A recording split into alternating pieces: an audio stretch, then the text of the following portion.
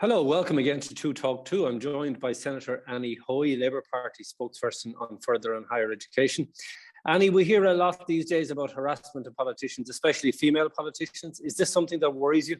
Yeah, absolutely. I think if a person can't do their job safely, either online or in person, that's a really big issue. If people are afraid to post online or engage online because there's abuse, or are genuinely afraid in their own homes or walking down the street, that's no way to do business. That's no way for a government to be able to operate. And I think it's really a really bad indictment of how things are going. Well, speaking of government, if you were Minister for Higher Education for a day, what one change would you make? I think it'd be pretty easy to guess that I would publicly fund the system, not only to deal with the cost of attending higher education, fees and stuff, but also to deal with things like precarious contracts, to ensure our capital, our buildings were funded and up to the standard that they need to be. But it would absolutely be publicly funding the system. We have a huge change coming, a lot more students coming into the system.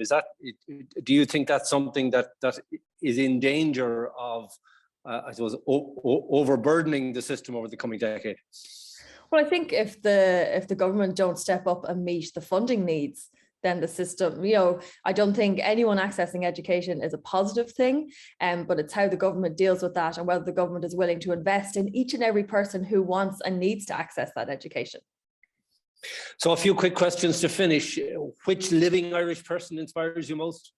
I was thinking about this morning. At the moment, it's Dr. Aidan Joseph. She's doing really incredible work around anti-racism and holding us to account. So check out her stuff.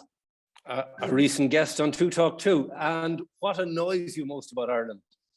I mean, is it stereotypical to say the weather? I can't decide what to wear either on my wedding day in July or going to the shops the week before Christmas. And finally, your motto for life?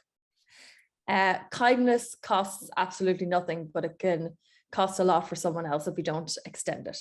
Well, what a wonderful and indeed festive note to finish on. Annie Hoey, thank you for joining Two Talk Two. Thanks for having me.